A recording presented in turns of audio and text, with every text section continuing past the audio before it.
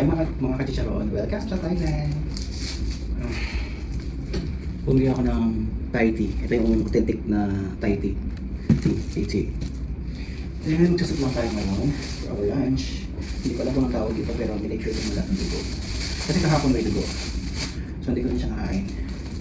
And marami nagtatanong about immigration experience. Meron po kong immigration horror yun. Para sa mga first timer, ex-OFW, solo traveler. Ang dami nagtatanong sa akin kung ano daw yung mga tanong. Well, direct to the point. Usually ganun pa din. Ganun pa din yung mga tanong nila. Sa Clark ako nag-fly. Lumipat ako sa Clark nung Friday. 7 PM yung flight ko. Kaya sabi kailangan natin mas maaga. So 2 PM pa lang nasa airport na ako. As usual sa mga tourists, sa mga tourists dyan, kailangan nila magbayad ng travel tax. So ito yung super noodles. Kailangan nila na magbayad ng travel tax. 1,620 para sa mga walang kami ng OFW. Pero kung related ka sa mga OFW, may discount chat natin ng 50%. Not sure. Pero tanong mo na lang sa kanila kung mag-apply kayo. Kung nung nasa immigration ako, ang tanong lang naman sa akin ng unang IO. Normal lang. Saan ka pupunta? Yan sagot sa Thailand. Ilang days ka doon? Ito yung ticket. Ayan yung mga usually tinatanong nila sa first IO. Then, tinanong ako ng first timer ba ako, sabi ko hindi. Hindi lang ako kumikip ako, yung tanong siya rin nasagot. Kaya magkwento, kasi mapapalayo ka na kung magkwento ka. Tapos yun nga, yan sa akin na ilang days ba ako doon, sabi ko, 10 ang flight ko pabalik dito, pero mga 11 ng umaga na sa Pilipinas na ako. Tapos, tinanong ako kung ano yung source of income ko, sabi ko meron akong business. Hinanapan ako ng business permit, which is meron naman akong business permit. Sabi ko, wala akong dalang printout na business permit, pero meron akong copy sa cellphone ko. At saka meron din akong Facebook page para sa negosyo ko. So, pina-open niya sa akin, in-open ko naman. Tapos yun, sabi ko, ang sabi pala niya, kung ilang years na daw yung negosyo ko. Sabi ko naman, is more than a year. More than a year na siya. Puro sale ito, mahal na naman ito. So, pagka-open niya ng page ko, tinignan yung mga business permit.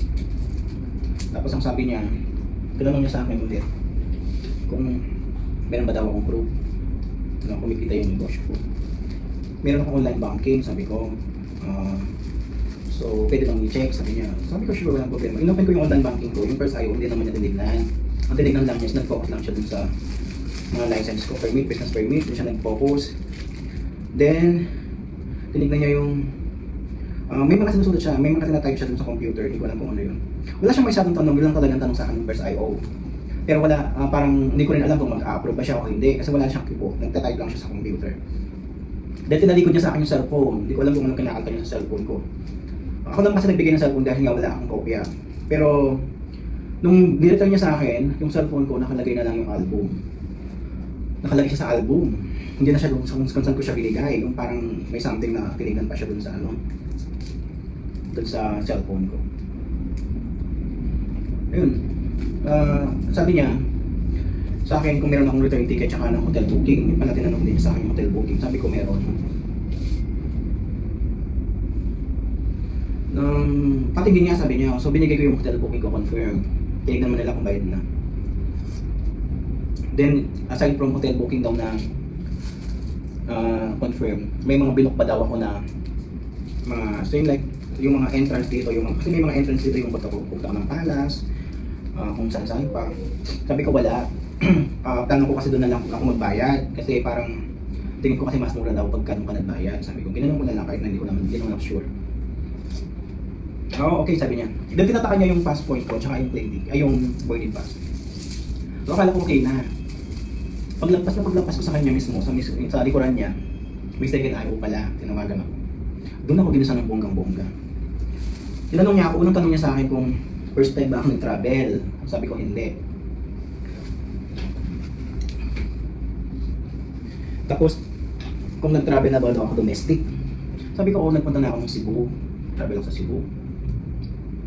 Then, meron ka bang kilala sa Thailand? Sabi niya sa akin. Sabi ko, wala. Wala akong kilala sa Thailand. Tapos, meron ka bang kilala sa Cebu? Sabi niya. nung nag-travel ka ng domestic, sabi niya, meron po, sabi ko.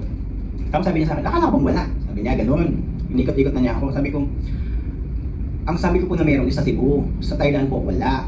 Tapos, hindi, sabi mo kasi kanina wala, tapos biglang ngayon meron, ganyan naman siya. Yung parang nililito ka niya.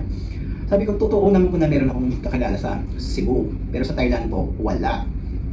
Wala akong kilala sa Thailand. Tapos sabi niya, ano yung source of income mo? Sabi niya sa akin, meron akong restaurant. Meron po akong bar and restaurant. Tapos meron din po kaming pagawa ng chicharon.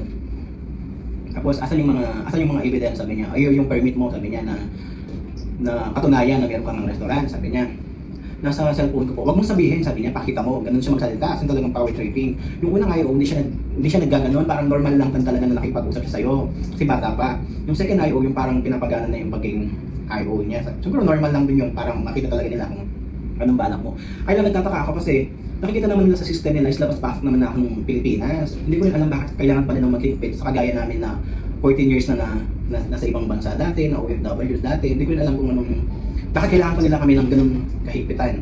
Siguro maintindihan ko sa mga first traveler na walang experience. Siguro pwede pa nilang tanungin. Kaya lang huwag naman nilang sindak-sindakin. Kawawa din naman kasi. Pero at on the other hand, on the other side naman, naintindihan ko naman sila kung bakit kailangan nilang gawin yun. Kasi nga, trabaho nila. So, mabalik tayo. Ang sabi nga niya sa akin, ang tanong niya sa akin, yung mga business permit, ang sabi ko na sa cellphone. So, pinapay ko ulit yung cellphone ko. Tapos, tinignan niya. Pero hindi naman kasi tinignan niya, parang hinawakan lang niya. Tapos, biglang may ano yung proof mo na kumikita to, sabi niya sa akin. Hindi ko po kasi dala yung mga sales report. Pero, sabi ko meron akong bank account, online banking. Sabi niya, wag mo sabihin, sabi niya sa akin na naman. Ibuksan mo, sabi niya, i-open mo sa akin. I-open ko sa kanya.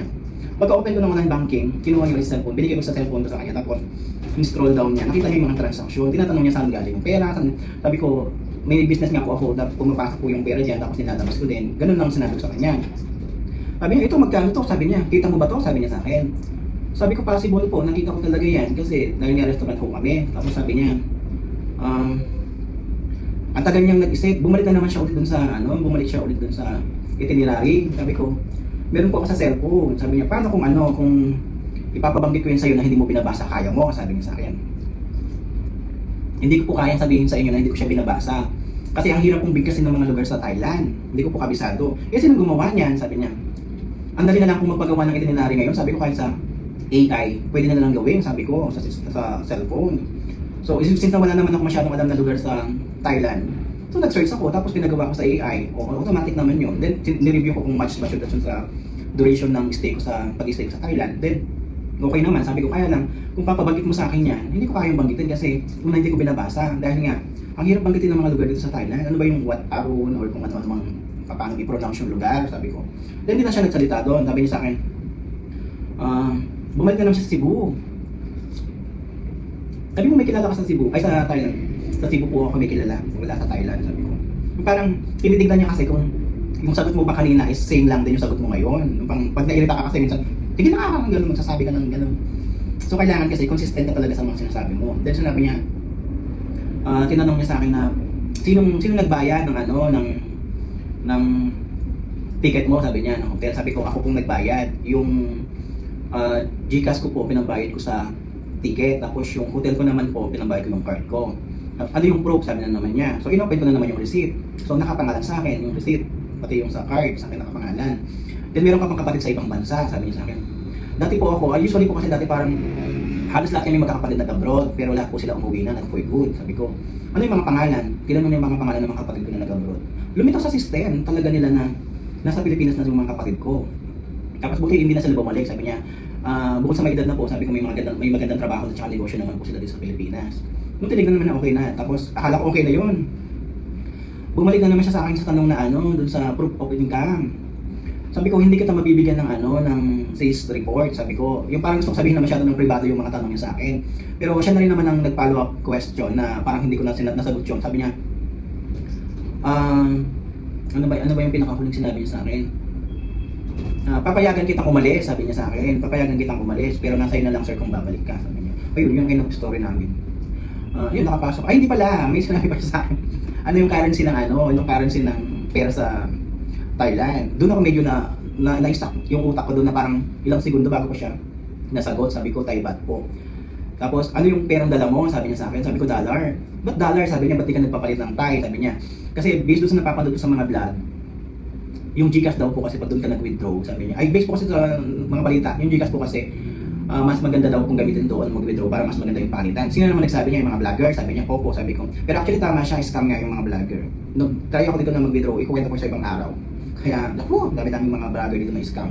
Scam yung mga pinagsasabi. Tapos sabi niya, bakit nagda-dollar ka pa? Sabi niya sa akin. May dollar po talaga ako sa wallet since na ex-OFW po ako. Kasi tumataas po yung currency ng dollar. Parang ganun sinabi ko. Then sabi niya sa akin, sir, papayagan kita. Sabi niya, doon sa nag-low ng tone nung, sir, papayagan na kita ha. Sabi niya, pero nasa iyo lang kung babalik ka na din. Sabi niya. Mabait naman sila nung bandang huli sinabi. Sabi ko, babalik pa po ako. Sabi ko, sir, madaling kong sabihin yan. Sabi niya. Then, nagpa-thank you na lang. Sabi ko, thank you po. Sabi ko, at sige sir, thank you. Ingat. Ganun sinabi niya sa akin. Ayun. So, kung hindi ka talaga marunong sumagot, may possibility talaga na ma-upload ka. Dapat consistent ka dun sa mga sinasabi mo, consistent ka dun sa mga sagot mo. Tsaka, iwasan mo magkwento kasi imbis na 4 yung magiging tanong sa'yo, baka magiging 8. Sarap. Sarap ng soup nila. Tsaka ng noodles. Kaya, medyo iwas-iwas ka lang dun sa mga sagot-sagot nila na ano. Ayun. Pagdating sa Thailand, mas matagal pa yung pag-fingerprint ko kaya doon sa pagtatak niya. Tapos wala siyang ganito tanong. Labas ka na ulit. Ganun lang. Skin ganun. Kaya sa mga nagta-travel dyan, lalo sa mga solo traveler at mga first timer, prepare mo yung sarili mo. Hindi lang yung mga papeles. Kasi ako, wala akong pinrint na mga papeles. Understood naman kasi sa mga sa kanila, IO, na digital na tayo karamihan. So okay lang napakita mo yung digital. Kaya mas maganda pa rin siguro may naka-print ka, ibigay mo na lahat sa kanya. Kaya lang sa second IO, expected mo na ma-interview ka doon. I-ready mo yung sarili mo na kahit paano kanya rituin, yun pa rin ang sabot mo doon sa una. Kasi tatutuusin lang, parang hindi naman related yung pagta-travel ko ng domestic at saka ng international dun sa mga pagtutour ko, sa mga tinatanong niya. Na ano lang yan kung baka may kilala daw talaga ako dito sa Thailand or imbis na baka magtrabaho ako dito sa Thailand.